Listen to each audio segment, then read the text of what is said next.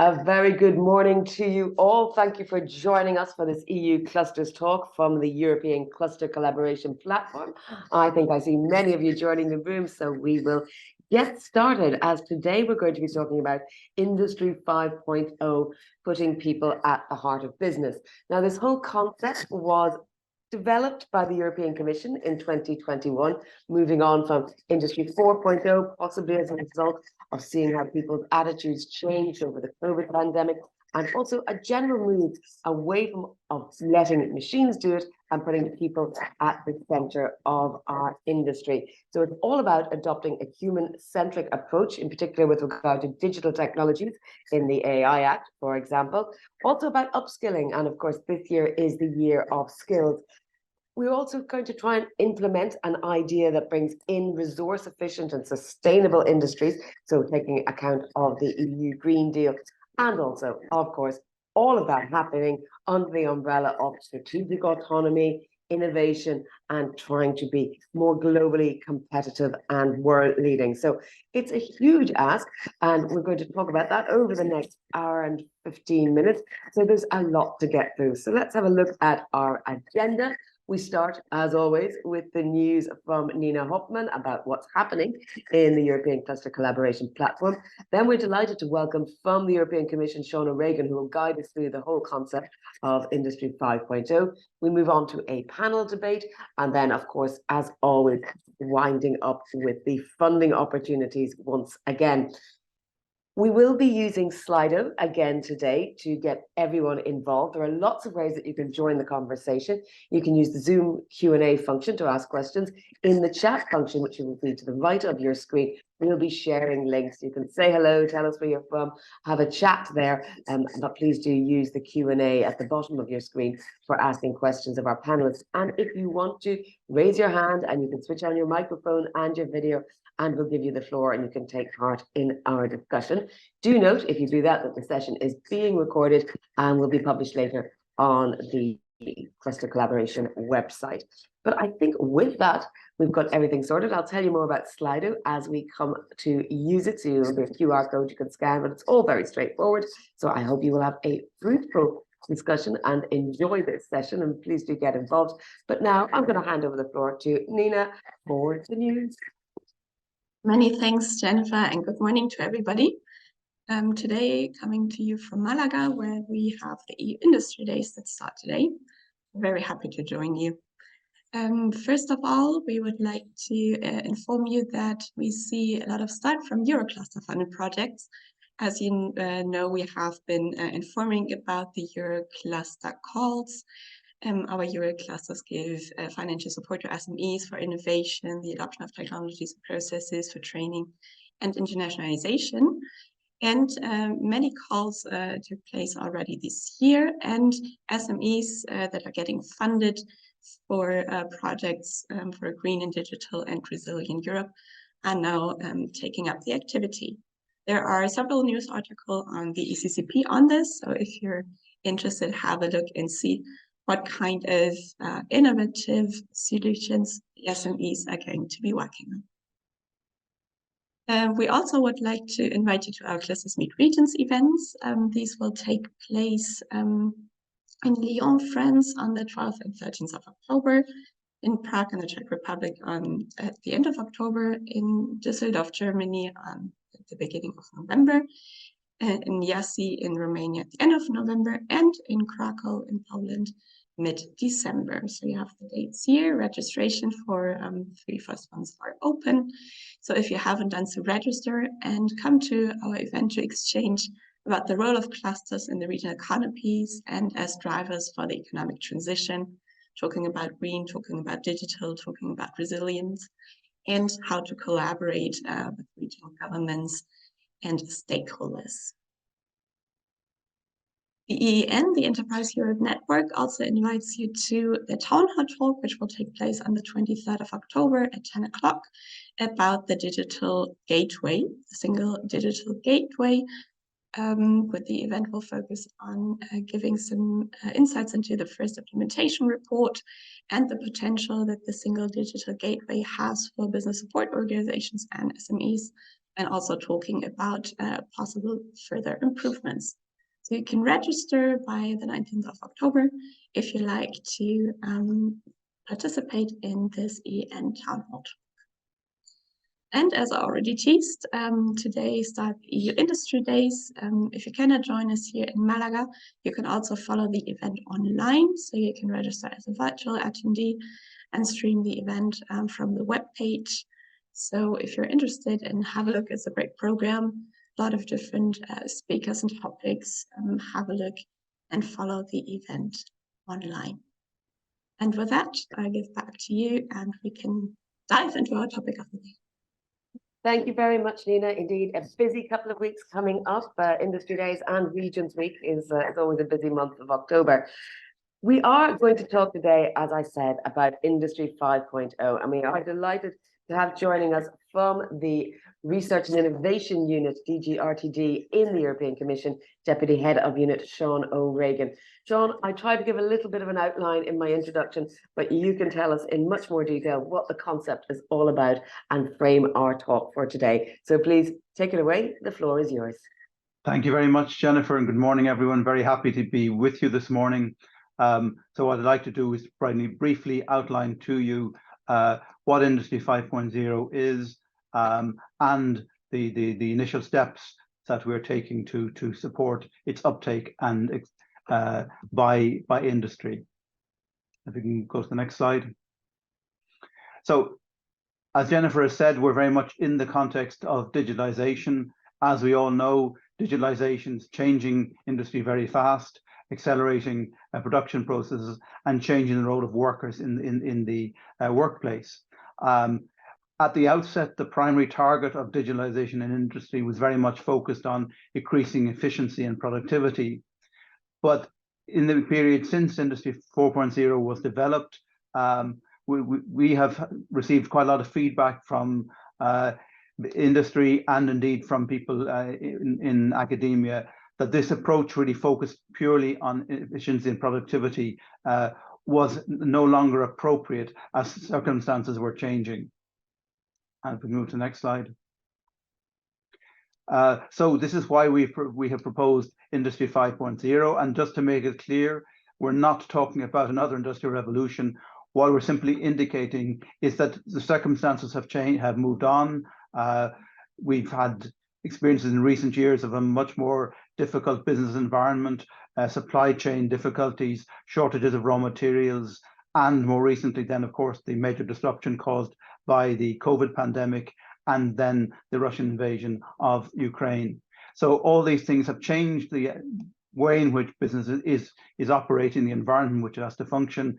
So Industry 5.0 is really trying to take account of how we can address those changes while continuing on the digitalization journey in industry. And at the core of it are three interlocked pillars. The first of which is human centricity, which is really about engaging workers in the process of digitalization, capitalizing on their talents and their skills in introducing digitalization to a company, and in that way also empowering workers to give them a more challenging and more interesting job environment. Linked to that very much is using digitalization in a way that can help companies to be more resilient.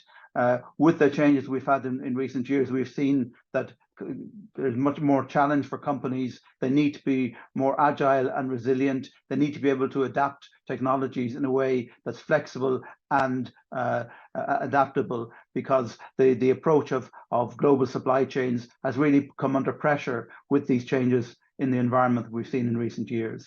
And then related to that again is the whole aspect of sustainability, which is really about capitalizing on digitalization to help companies also in their actions to improve their sustainability and to respect planetary boundaries. Next slide, please. So in essence, what we're talking about with Industry 5.0 is to capitalize on the power of industry. It has always had this to achieve societal goals beyond jobs and growth, so that it can become a resilient provider of prosperity for our economy and society.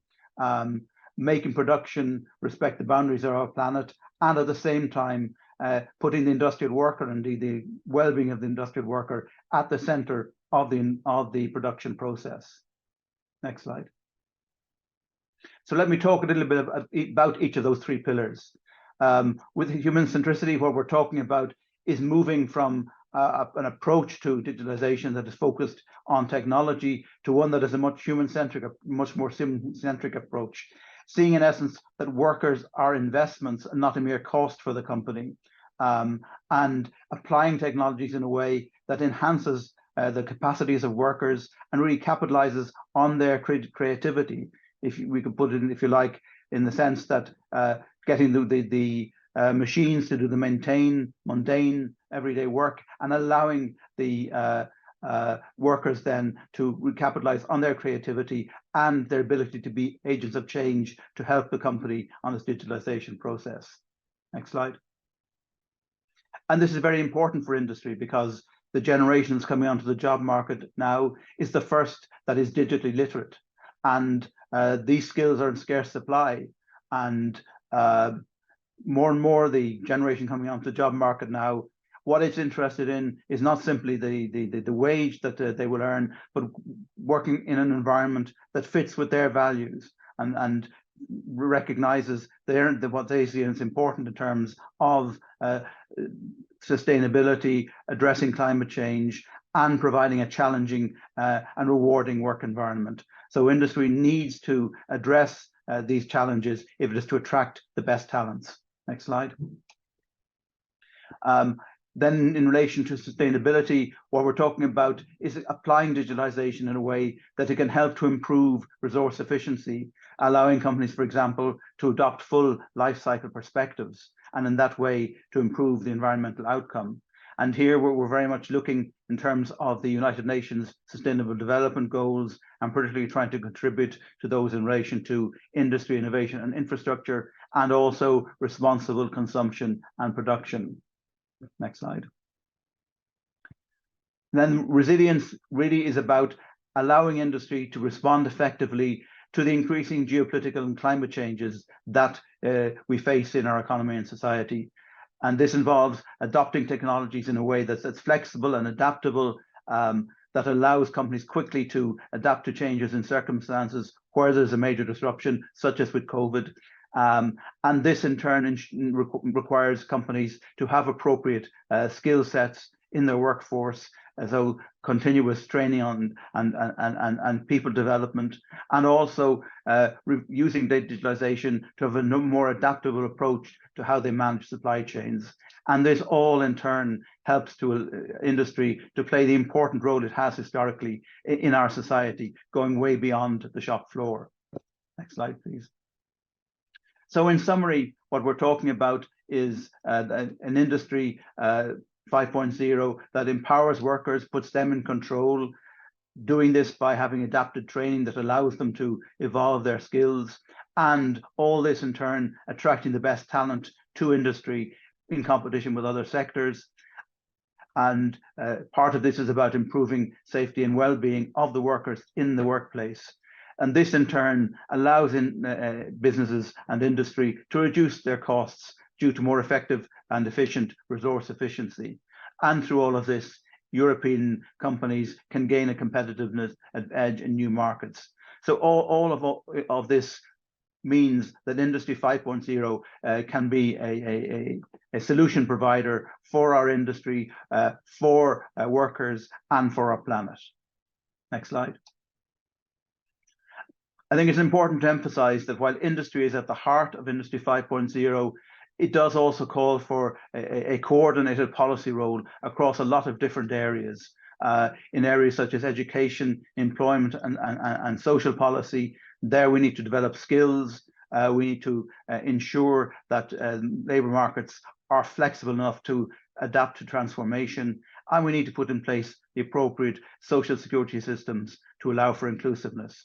Also, we see Industry 5.0 as a way of ensuring that all regions are part of the transition. So supporting regions to allow them to undergo the transition they need to through Industry 5.0.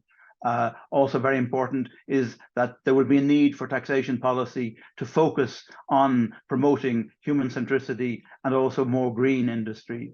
And on our side, dealing with research and innovation, of course, we need to focus on those technologies that will support human centricity. Next slide. About 15 months after we launched our Industry 5.0 initiative, we brought a number of European industry leaders together, large companies, mid-caps, and startups, to get their views on the approach about a year after we'd launched it. And the messages came through very clearly. First of all, that Industry 5.0 is the future. It will help industry to future-proof itself and also strengthen innovation ecosystems going forward. Also, the industry leaders highlighted that a lot of the opportunities now are cross-sectoral in nature, and that Industry 5.0 provides the flexibility and the enhancements on resilience to allow industry to cooperate in a cross-sectoral way. One example was given by the industry leaders was the whole idea of agrivoltaics, where the agri-food sector and the photovoltaic sector have come together to create a new market niche and to realize a market opportunity. The point was made particularly by startups and smaller companies that a lot of companies now are focused not on a particular sector, but on delivering and fulfilling a certain purpose. And that by empowering workers and by having this focus on resilience, Industry 5.0 can be very supportive for startups and small companies in that regard. But also, of course, the industry leaders emphasized that there is a role for policy in terms of ensuring the appropriate framework conditions by having strong directionality, good coherence, and appropriate incentives at policy level. Next slide, please. So we can say at this stage that Industry 5.0 really is happening, and happening quite fast. Already the venture capital industry has come in, and Momenta, a fund that has more than 10 years experience in supporting startups, has launched a dedicated Industry 5.0 fund, and it has now supported its first 3 companies under that fund, all European SMEs. The European Institute of Technology has adapted its manufacturing flagships to bring them into line with Industry 5.0. So in that way, the whole training and support for innovation is also orienting towards Industry 5.0. We're seeing very much as well that across Europe, Industry 5.0 modules are being introduced into university courses, and this is very positive in terms of supporting the next generation coming onto the market. And also worth mentioning, last year we organized the first ever Industry 5.0 award. We were very gratified that there were more than 60 applications for the award. The winner was in fact a deep tech startup in the Grenoble region focused on upscaling of photovoltaic waste. So clearly industry is engaging and is showing us the way. We have pioneers who are showing us the way to how Industry 5.0 can be adapted and adopted successfully. Next slide. So we're very much focused now on accelerating the adoption of Industry 5.0. Later this year, we will launch a community of practice, bringing together over 130 pioneers in the use of Industry 5.0 to share good practice, to identify where bottlenecks may be, and to guide us on how policy can intervene to support the adoption of Industry 5.0. And out of that, we hope to develop a business compass that will allow individual companies to match themselves against the best players, to see where they're doing well in relation to Industry 5.0, to understand where maybe they can improve, and to look at leaders in the adoption of Industry 5.0 for guidance. Under the Horizon Europe Framework Programme, we have 2 calls that have just been completed, so there will be projects being launched. One to develop 10 demonstration pilot plants on human centricity, so that we can really understand how human centricity can be put into practice in industry. And the second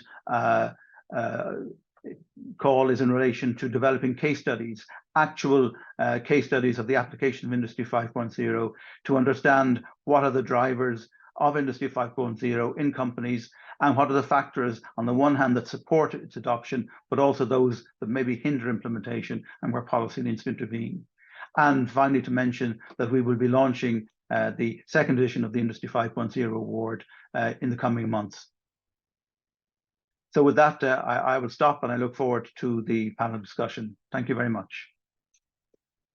Thank you very much indeed, Sean. That was insightful, and indeed we encourage people to go and follow you on Twitter, what was now X, at the EU Science Innof, and you can find out plenty more by following the links that we've been posting in the chat as well. Now, we're going to move on to our panel discussion, but before we get started, I did promise that we would be using Slido. So you can scan that QR code that you see on your screen, or you can go to slido.com on your smartphone or on your tablet or your laptop and simply put in the hashtag Industry50. And that will take you straight through. You can be anonymous, very GDPR friendly, to our questions. And we're asking this morning, in your organization, are you working on aspects of Industry 5.0? So are you already doing that? You've got several options there. Yes, for quite some time already. Yes, or we just started. We've also got, no, we're not even close to ready yet. And also not yet, but it sounds interesting and we'd very much like to. We want to get a sense of where your organization is at, so that during our panel discussion, our excellent speakers know who the audience is and what your level of preparedness is. I think quite a lot saying that not ready, but just getting there. But then there's about another, maybe a third of the respondents so far saying that you're already across it. Of course, it may be that you're already implementing many of the tenets of Industry 5.0 that Sean outlined there, but maybe not calling it 5.0, Industry 5.0. That's always the possibility, because it's a new coining term, but I think some of the ideas have been around as old as work itself. I think we'll leave that to run, so feel free to keep voting if you haven't, but we'll move on to introducing our panelists, because we've a lot to get through in just under an hour.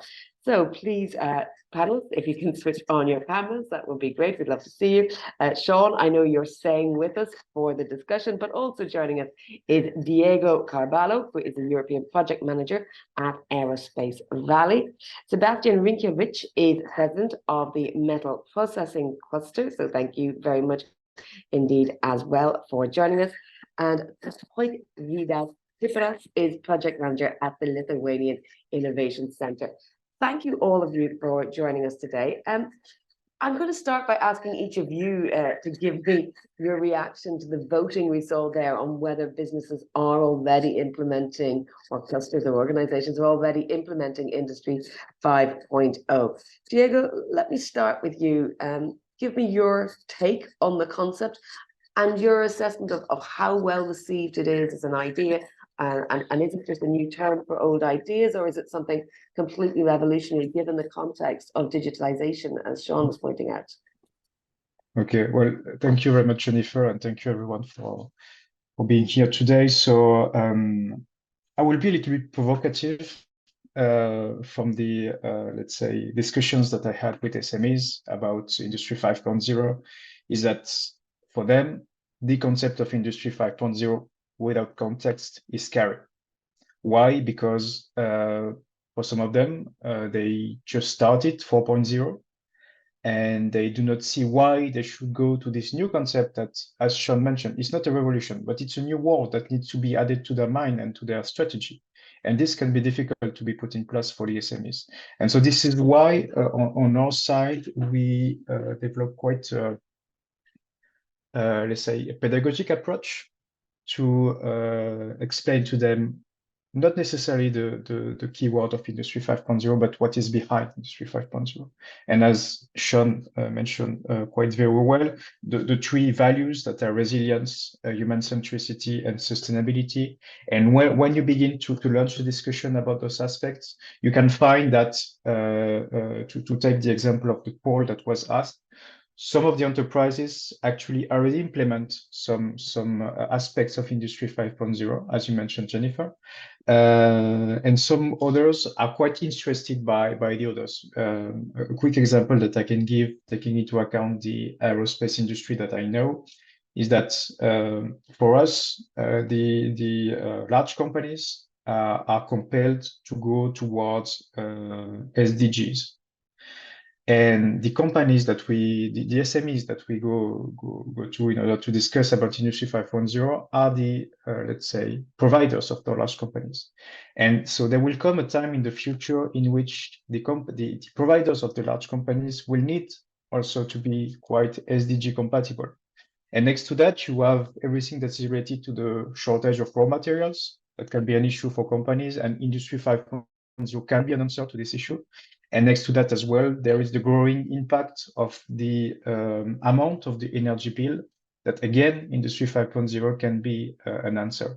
So maybe to sum up, Industry 5.0, the term, scary, but if you explain it and if you go into details with the company, you can find some success and you can find some opportunities, definitely. Thank you. I think you're probably nailing it there, Diego. Sebastian, give me your take. Obviously, to follow on from Sean and Diego, who've covered a lot of the ground already. In our case, that was rather evolution, because in our consortia we discuss on 4.0 challenges. And in fact, in the first step, we think that technology will be challenged, how to use, and it works at all, in fact, with AI and other aspects. But when we are going through realization of our projects and ideas, we see that the really challenge is the human, in fact, the workers, the managers, and so on. We shouldn't forget that we finish our schools and few or 10 or 20 years before. So the technology acceleration is so quick that it's impossible that we can be on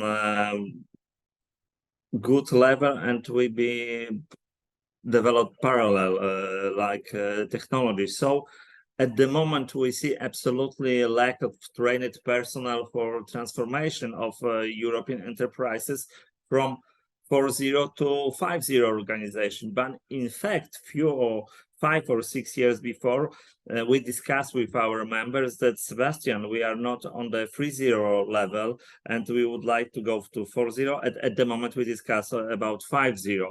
So the acceleration of the world is so quick, the COVID case, the Ukrainian war, so that is absolutely unbelievable, in fact. And for our case, when I see on the Q&A session what is the principle of 5.0, for our case, practical in every inch. In fact, that is the bigger challenge, how to use in our normal work, normal life, the green resilience, human centricity, and also what is really interested, we learn that that is not only the good practice important, but in fact also bad practice.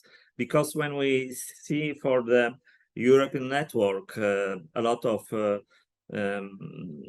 our meetings in the European Cluster Collaboration Platform, the cluster mid-regions, that is excellent occasion to exchange, in fact, our doubts, problems, but also success. And from my point of view, that is really important to use this in practice. And I'm proud of it that we have quite wide network with our partners, and every time, every meeting, we learn something more.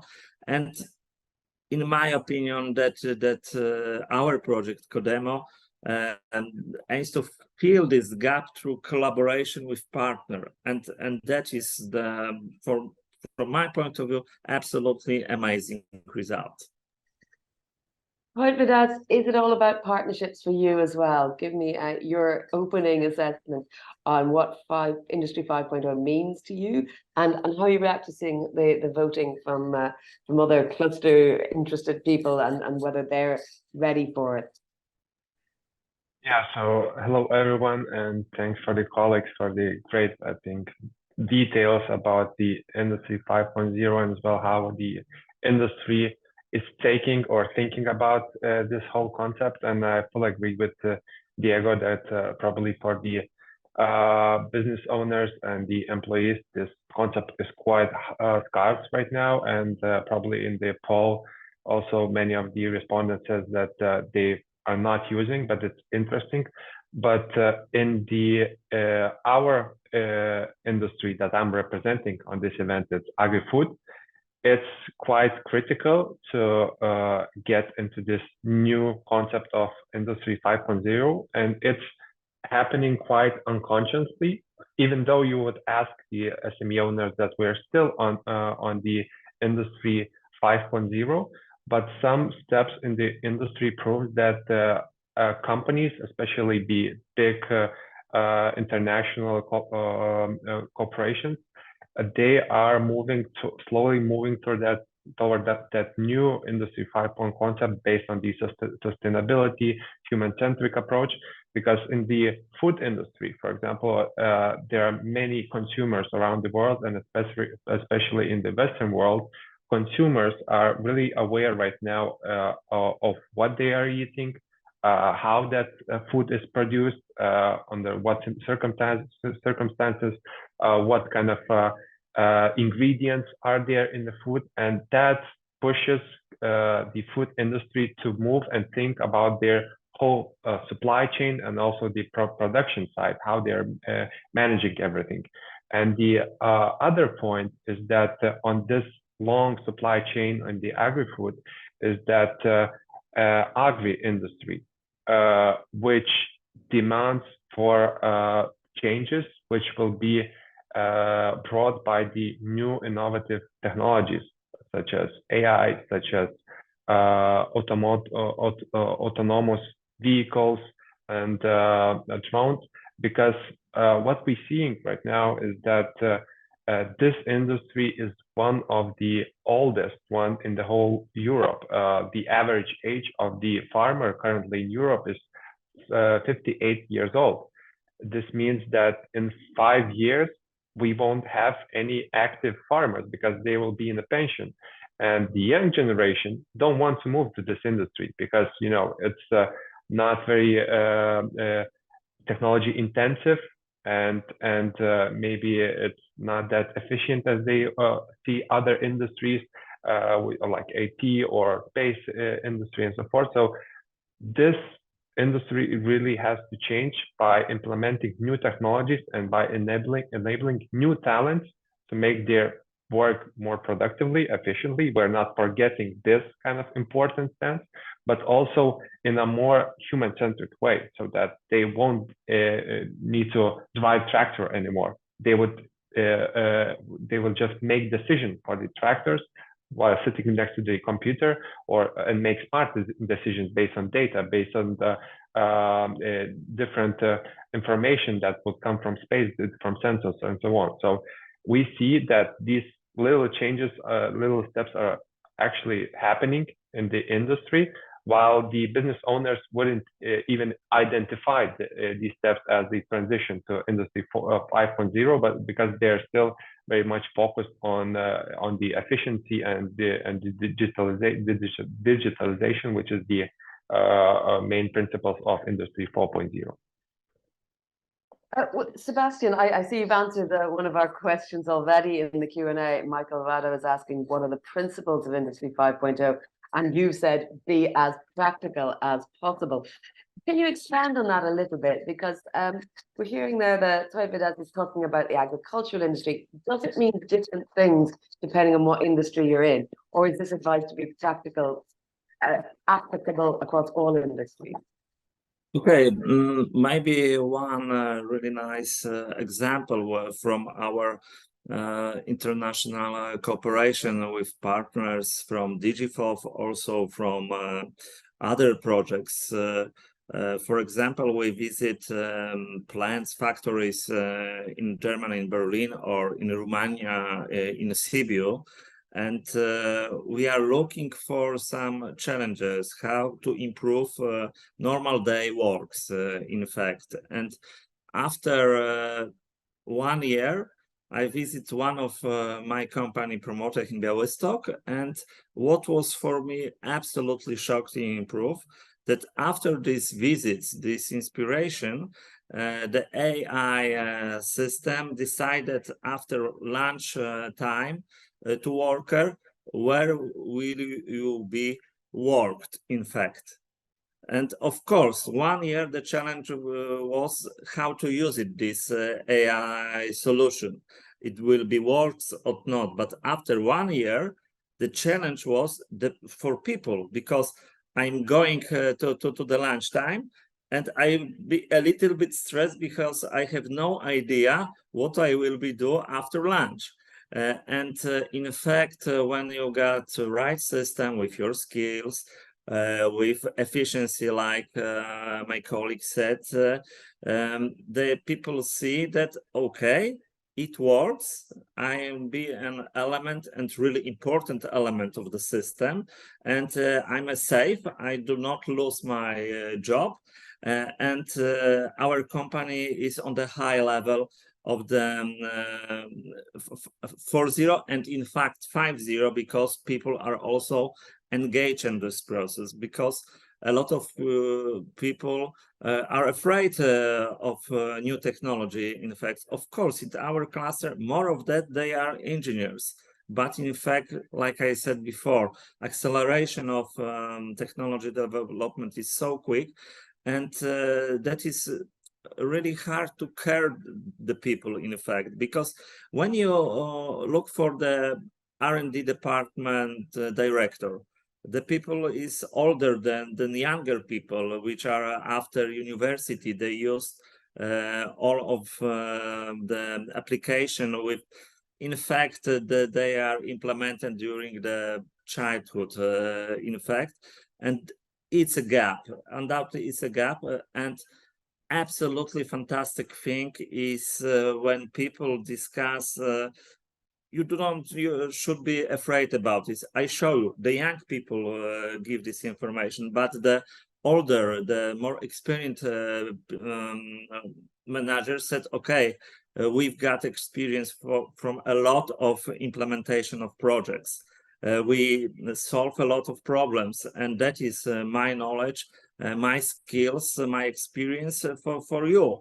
And when we mix it with technology, and during this time we start to discuss about the green, the circular economy, how to share our planet. But in fact, when we see on the energetic problem in Europe, the cost of energy last year, that was absolutely huge challenge for all of the peoples. And when we said about using of augmented reality to welding process, it costs, and that is absolutely fantastic. And also what is really important, how to manage with the challenging. I see that Alexander Jurczak is with us, our Ukrainian partners, and they have, of course, the huge challenge how to produce. In fact, when your independence of your country is a problem, in fact, and we try to find solution.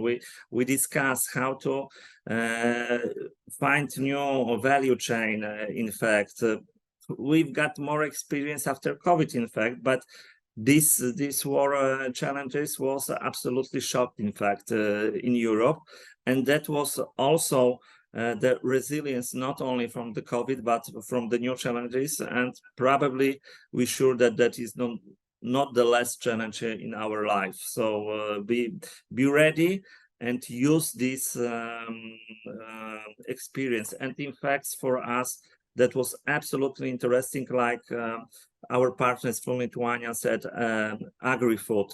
In our case, advanced manufacturing, also healthcare. The inspiration between these sectors are absolutely useful to realize. And to, in fact, on the final stage, when we see also the financial results on the good level, so it works. Well, Sebastian, you're talking a lot there about very human stories, very human cases.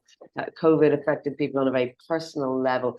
The war on Ukraine obviously is about a human cost as well. I see Alexandra in the chat is saying that their main focus in the Ukrainian clusters is on value change and developing resilience, which obviously is a huge requirement at the moment in Ukraine. But different industries have different needs. Diego, the same question I originally put to Sebastian to you. Is Industry 5.0 something that can just slot in and fit, regardless of whichever industry you're working in? Or are there some areas that it's going to be more difficult than others, or somewhere perhaps it's easier? Yeah, absolutely. Maybe to put a little bit into context, so we are working on the SURE 5.0 project. And so the idea of the project is to provide some support to the companies to first understand Industry 5.0, what are the principles, how they can use it to harness the potential of their companies. And then next to that, we provide financial support to the companies in order to implement the recommendations that we provided. We focus on 3 industrial ecosystems that are, well, mine, aerospace, but also automotive and electronics. And we thought that the focus was to be put on those 3 ecosystems because, well, you had the impact of COVID, but also the impact of Ukraine that was quite important on those ones. I'm not saying that for the other ecosystem there was no impact, but we decided to do a focus on those 3 ecosystems.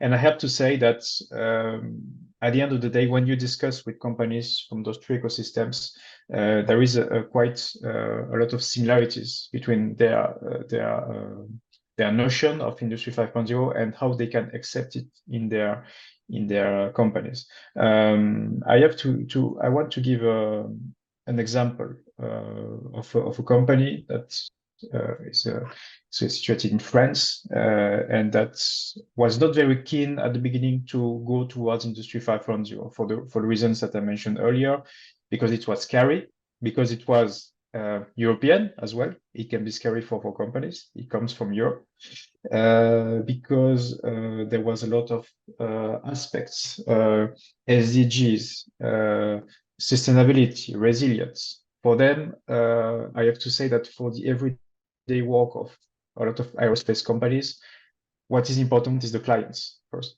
because they will need to survive at the end of the day, because without clients, with the electricity bill, with the shortage of materials that, as mentioned by Sebastian, have a great impact on the companies. When you arrive with this marvelous concept of Industry 5.0, it can be difficult for them to accept it at the first glance.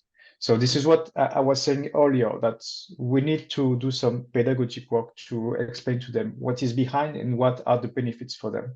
And regarding those 3 industries, if we take a look at what the companies that wanted to go with us focus on, it's mainly technologies, everything that is related to artificial intelligence, but also IoTs in the manufacturing sector. But there is also quite a lot of, let's say, benefits that are around the human itself. We had a lot of requests of trainings, well, mainly how to use the technologies, how to use the new technologies, how to implement them. Everything that is related as well to the limitation of greenhouse gases emission, that will become a big deal in the future, I believe, in Europe.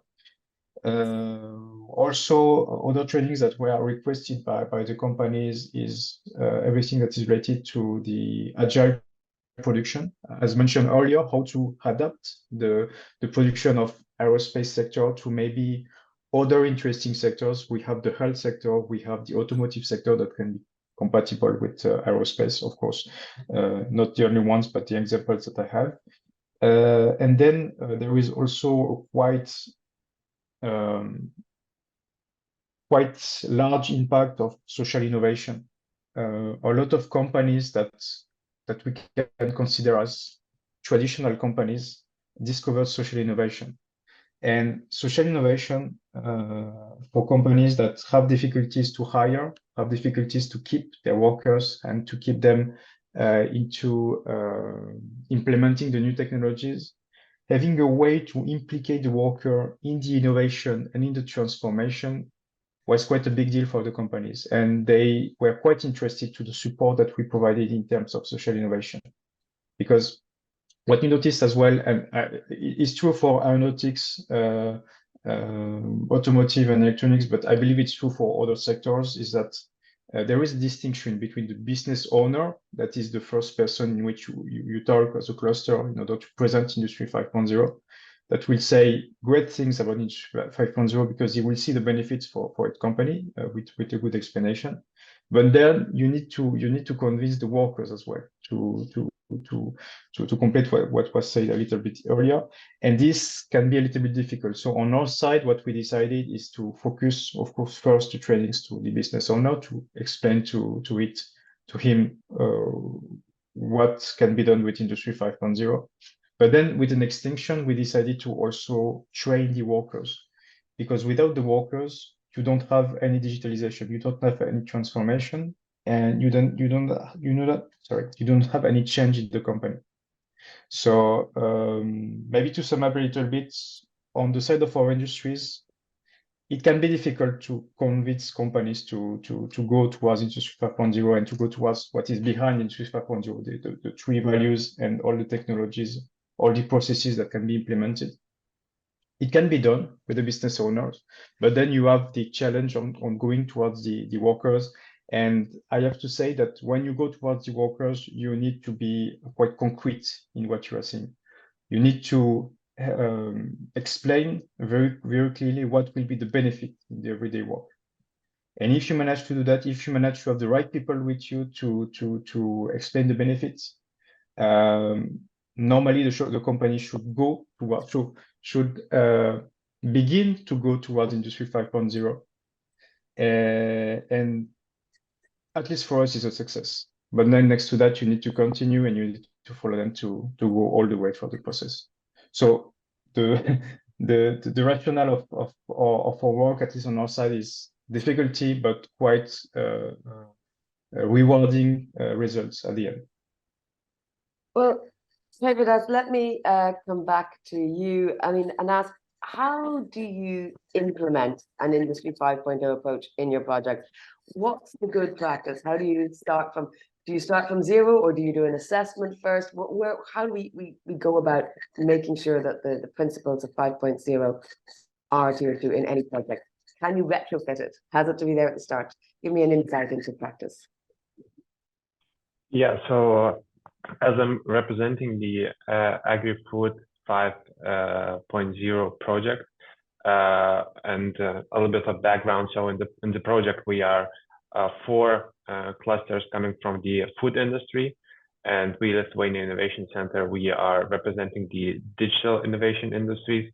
So it's like cross-sectoral collaboration, which allow us to see new insights from different perspectives and transfer knowledge from one side to another. Because I think that in Industry 5.0, this kind of dialogue and communication between different sectors is very important and actually crucial in order to make changes. And as I'm representing the digital solution creators, we see that for this industry, it's important to hear the needs of the employees and the owners of the SMEs in the agri-food industry, whether farmers or the manufacturers. So first of all, of course, it's we need to hear that voice, which is enabled by the clusters in the agri-food industry that we have in our project.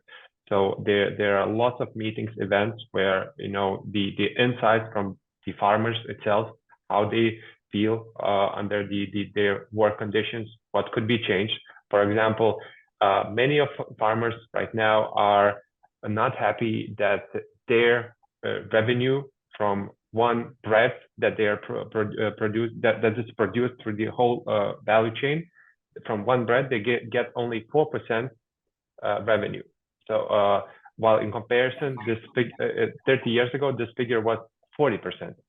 So how to solve this kind of problem, and we are bringing this very concrete problem to our digital solution providers, to think about it and think everything from the farmer's perspective, whether the technology which will be developed would be easily transferred and implemented by the farmers, whether they would need some kind of learning and teaching about this particular usage of technologies. And so these concepts we are trying to transfer throughout the cluster, the cluster experience or activities that we have within the clusters, trying to explain how these different sectors could collaborate.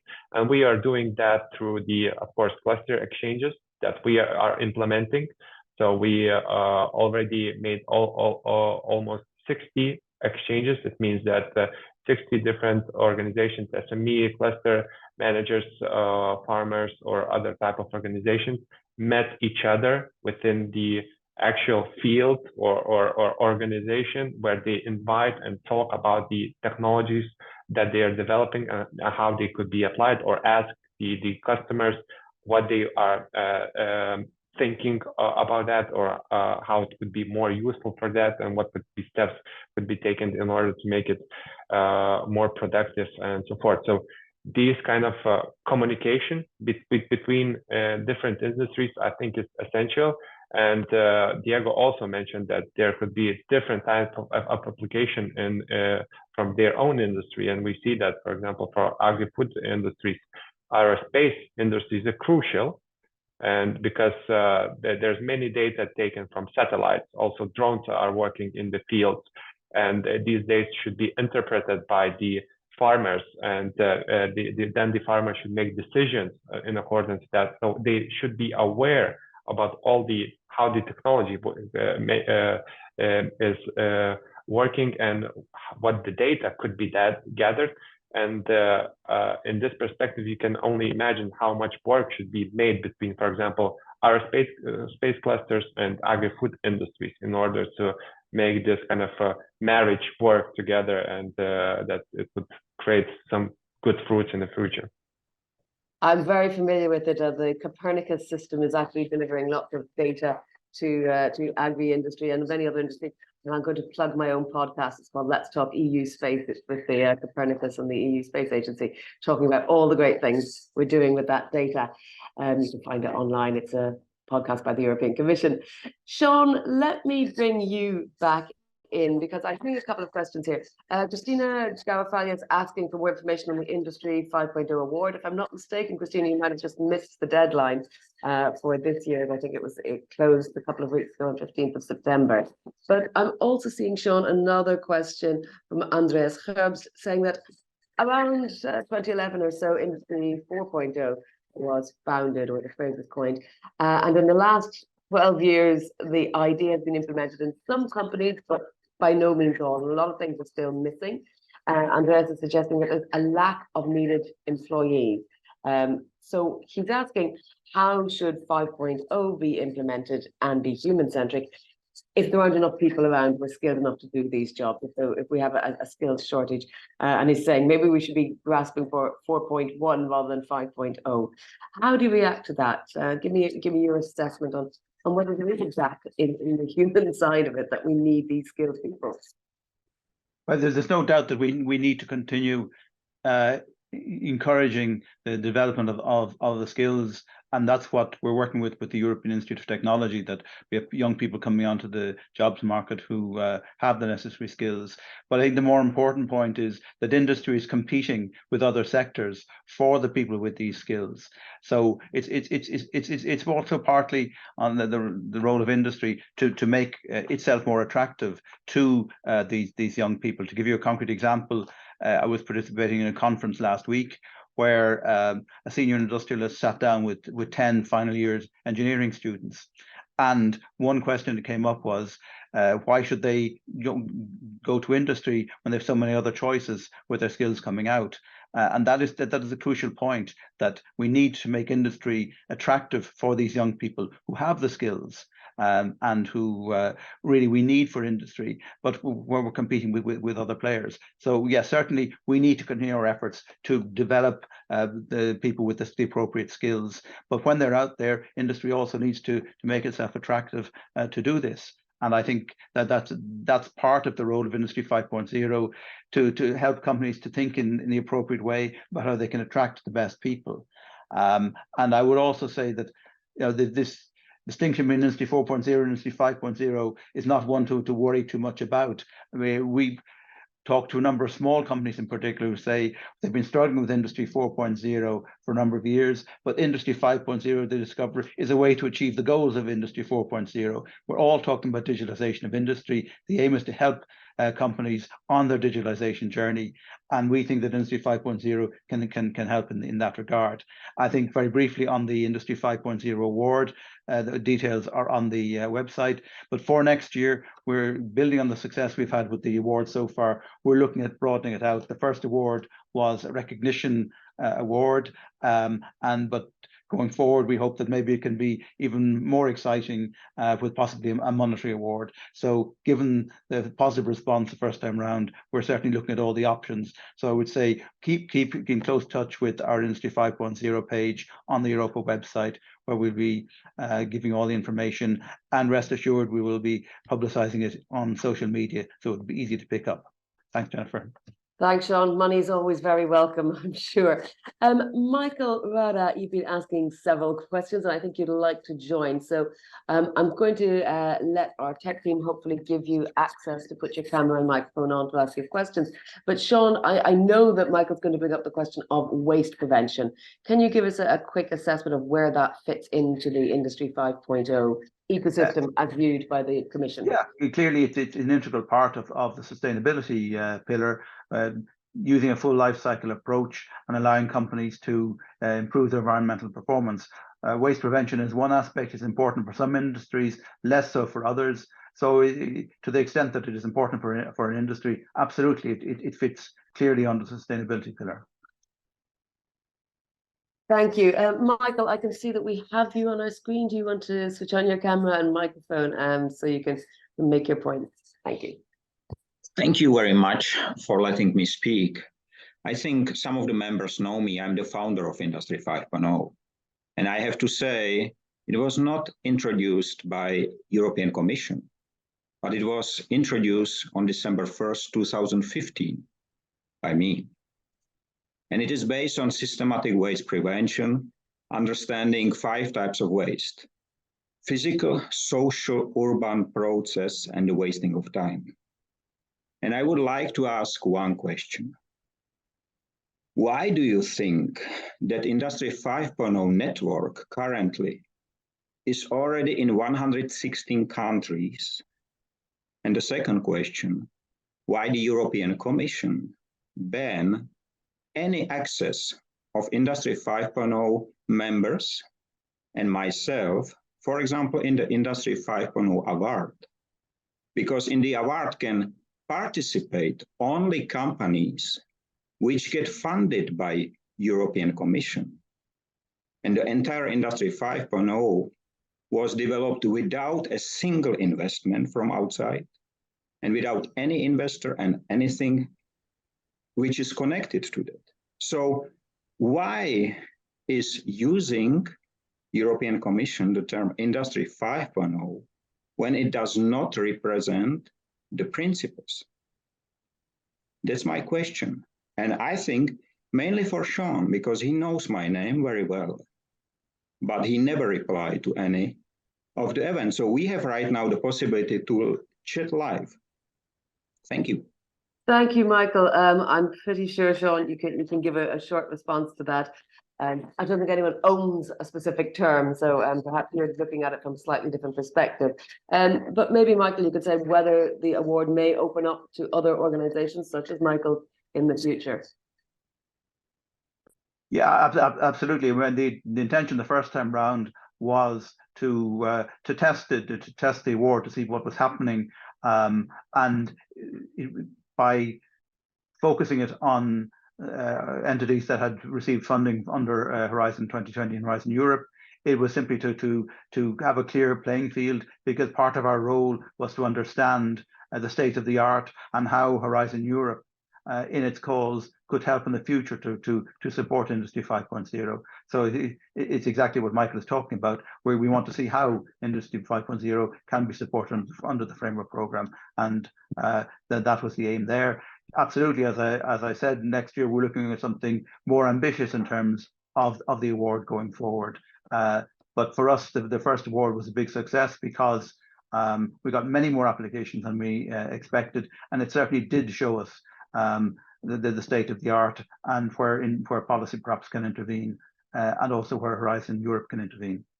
Thanks. Thank you. I see someone asking whether we can have Sean's presentation. Yes, I'm fairly sure we can. As we say, this event is being recorded and will be on the cluster's website in just a couple of weeks, so you can keep an eye out for it there. I see a question from Katharina Schupps in the chat asking for an example of support for social innovation projects in your organizations. Does anyone want to take that? Perhaps Sebastian or Diego, or even yes, Diego. I can give an example, given that I mentioned the term. I have one particular example of a company that is a supplier of a quite famous and large aerospace group. That actually chose to implicate a maximum and to engage the workers in their work by implementing 3D printers in the workshop in the form of a fab lab that everyone knows. But the difference is that the employees can use those 3D printers as they want. They can do some little figurines or do some things for their kids or for their home. But then next to that, if they print some prototypes of pieces that can be useful in their everyday work, to ease their everyday work, or even to ease the production, if they do some prototypes for the 3D printing, there is some financial incentive. So there is this double effect on the employees. They are free to use this fab lab that actually transform itself as a break room, because this is where the employees engage with themselves. They can meet with each other. They can discuss about ongoing projects that they are printing. And then with the financial incentive, they are motivated to maybe be implicated on their own way of working, to propose alternatives that can be useful for themselves, but also for their colleagues.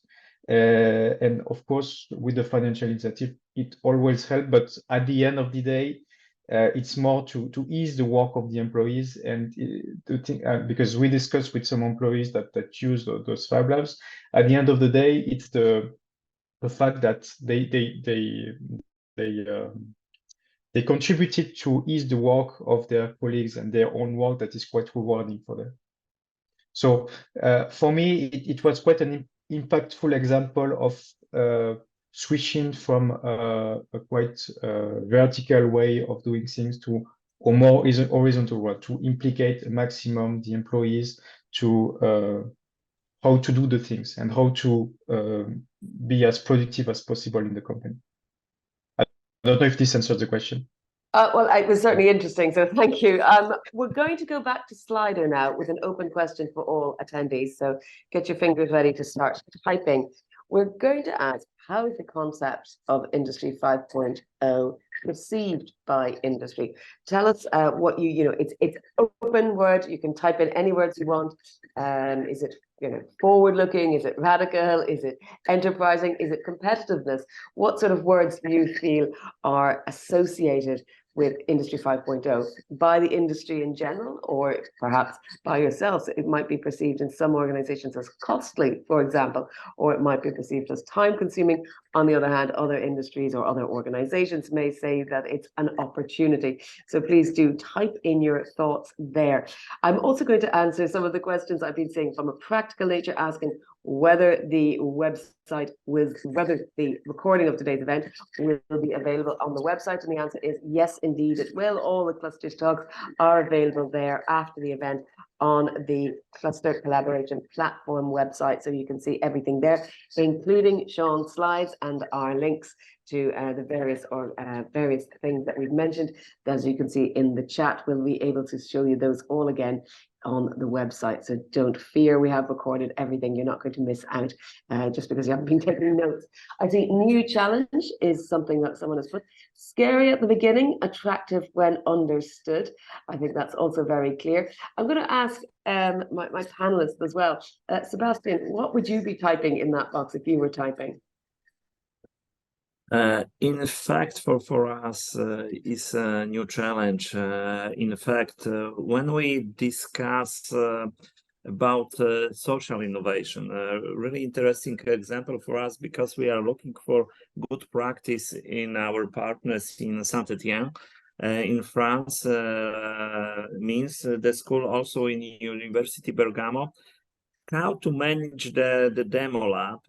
And after this really nice inspiration, we come back to Poland and propose for our ecosystem the solution. And I put the question, that is right solution for us. And my company said no. And I was in fact in shock, because I said, okay, for me is a high end. I cannot find other solution, because and why? Because I asking that is good solution for students, and our SMEs and also mid-caps said that is also right solution for us. And please bring us the space when we can collaborate together with students. And when we see solution in France and Italy, that was one space in all technology. But in fact, we built at the moment 2 parallel spaces when parallel students and workers also mixed can work together. And yesterday, I have really interesting discussion with our Office for Unemployment, how to bring back the mothers after social break to the market level, and they are also interested to be in this space together. And also, when we designed this solution, we also used Ukrainian language on the all of equipment, and that is the step for our partners from Ukraine at the moment. We can prepare them to rebuild Ukraine with robotization, automatization. We see on the discussion that not everything is on 4.0 at the moment, and I absolutely agree. But in fact, when we looking for right solution and new inspiration, that is for me really inspiring. If somebody asked me that mothers after break will be use robots in our demo lab, and I said, you are a little bit crazy. But at the moment, that is the needs of the market, in fact, and we are really proud of that. That is inspiration for our network, and also with the support from EU Commission. And I've got a few discussions with Marek from DigiGrow and other EU specialists how to manage this solution. And undoubtedly, when we build an international community, over 600 members, like we plan in our projects, we will be ready to implement 5.0 solution.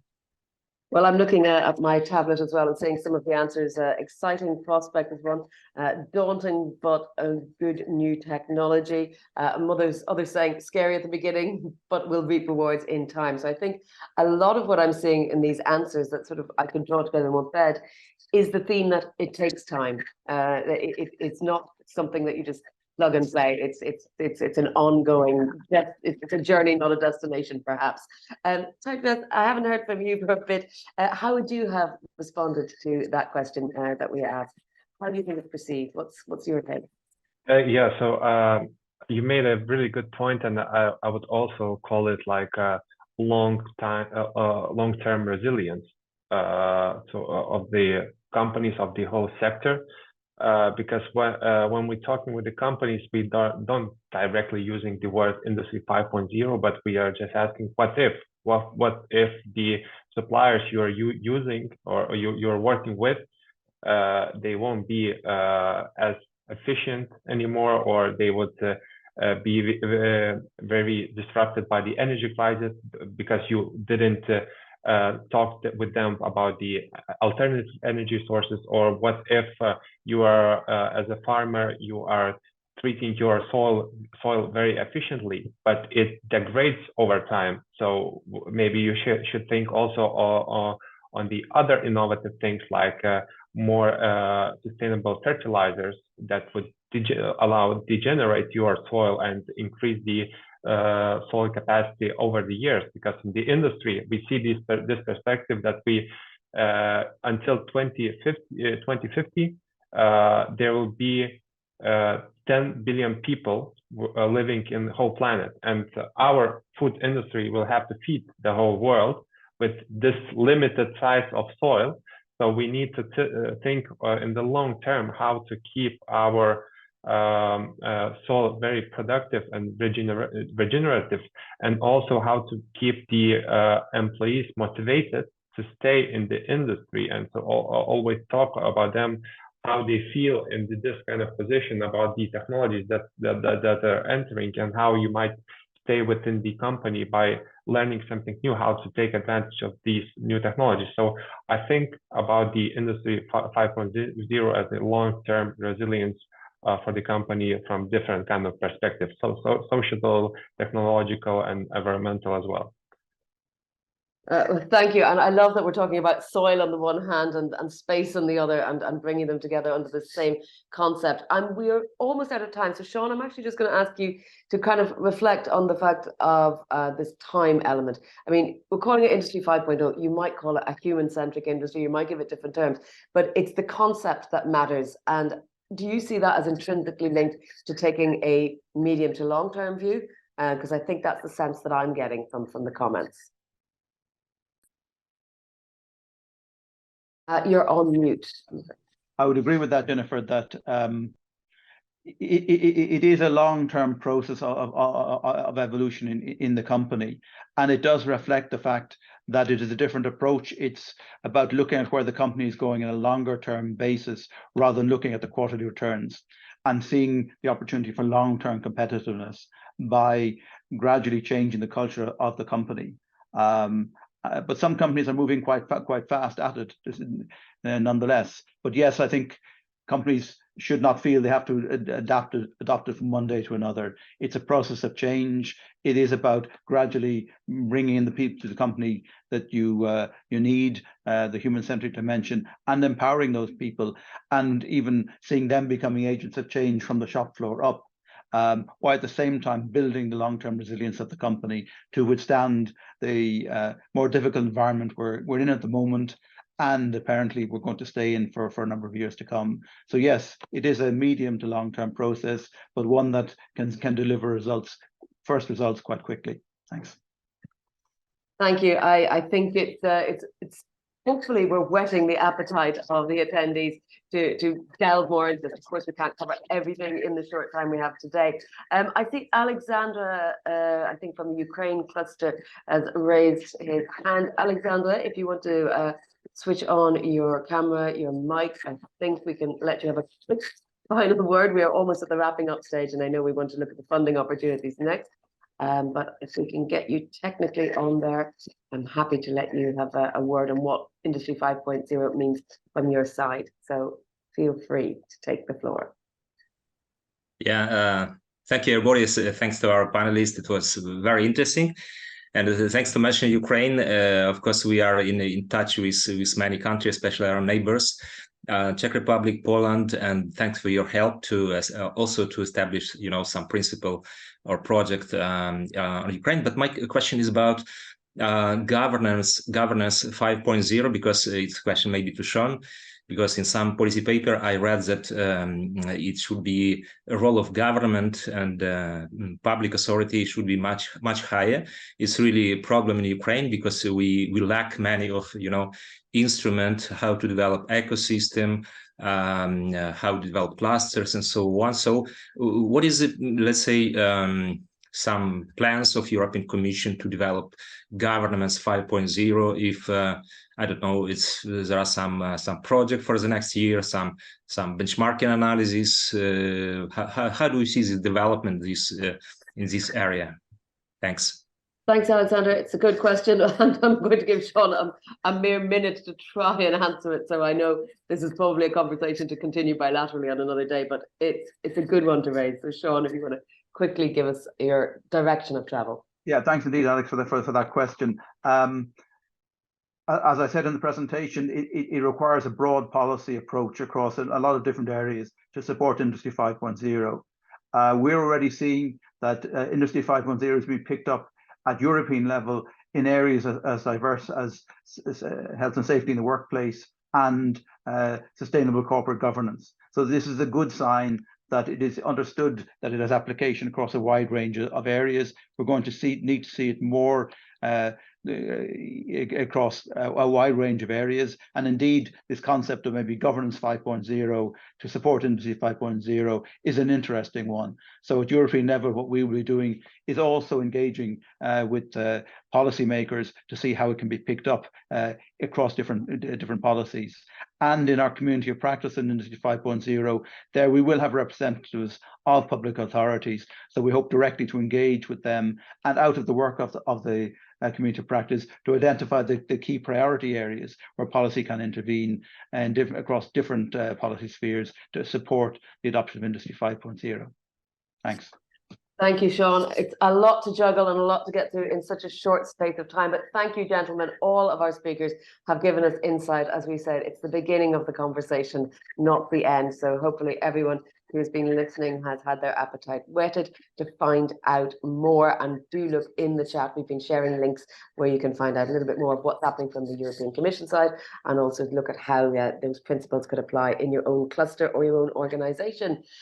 And we are now at the final stage. Nina, welcome back. You're going to tell us, as always, about the funding opportunities coming up.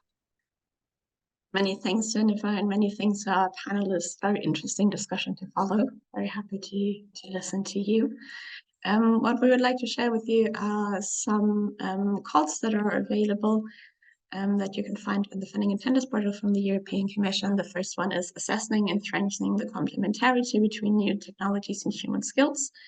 This is a Horizon Research and Innovation action where projects should contribute to deepen our understanding on the potential and impact of new technologies and to substitute and complement human skills in performing job tasks, and then the development and deployment of the technologies to complement and enhance human skills. The deadline for this call is the 7th of February 24, and you see the topic ID here on the screen and the link in the chat to go to the call. The next one is called Beyond the Horizon, Human-Friendly Deployment of Artificial Intelligence and Related Technologies. Here, projects should contribute to understanding and awareness raising of successful existing deployment of AI and the impact it has on the economy and society. Then do an analysis on the implementation of the ethics principle for trustworthy AI, look how to evaluate and manage the future and longer term opportunities and challenges, plus give recommendations for European policy on RNI. The deadline is also 7th of February 2024, Horizon Research and Innovation Action, the topic ID in the screen and the link in the chat. It is published as well on the Funding and Tenders. And there's a call called Collaborative Intelligence, combining the best of machine and human. A peer project should contribute to demonstrate the value of human-machine collaboration and interaction by improved effectiveness, efficiency, completeness, limits of knowledge indication, and other objectives. And it should demonstrate how collaborative decision-making improves over human decision-making, and that it covers all stages of reasoning. The deadline for this call is the 19th of March. And it's also a Horizon Research and Innovation action with the top head in the screen and the link in the chat. And as always, don't forget about the calls from the Europe clusters. Some calls will still remain open that we've been repeating for over the cluster talks. There are always new calls coming in. For example, today there is a new call published, and we go to see very different projects and financial support for SMEs in the different sectors. We've been talking about application of Industry 5.0 in different sectors, and there are opportunities here as well for innovation, adoption of technologies and training for SMEs, for example, in e-health, in agri-food, as we've talked about textiles, creative and cultural industries, green manufacturing, aerospace and defense, automotive, smart building construction. So very many interesting opportunities. Look at these calls at the European Cluster Collaboration Platform. You can find details. And we would also invite you to come to our Cluster Collaboration Lab. This is an event format where we, together with you, help you to develop projects for different calls that you might have seen, or whether you already have an interesting project idea that you would like to develop, and we help you form new alliances and to get the project definition off the ground. We will hold the CETA Labs at the 25th and 26th of October in Ljubljana in Slovenia, and on the 14th and 15th of November in Vilnius, Lithuania. So you're most welcome to join our Cluster Collaboration Labs and get some projects maybe on Industry 5.0 started. And with that, back to you, Jennifer. Thank you very much, Nina. I'm going to tell people about what's coming up for the next few weeks. We've got on the 11th of October, the takeaways from EU Industry Days. On the 18th, we're talking cybersecurity. And on the 25th of this month, it's industrial alliances. So lots to talk about and lots to get stuck into over the next few weeks. Remember, you can, of course, always register on the European Cluster Collaboration Platform. That's clustercollaboration.eu, or you can scan the QR code that you see there on your screen. And of course, you can find us on social media using the hashtag EU Clusters Talk.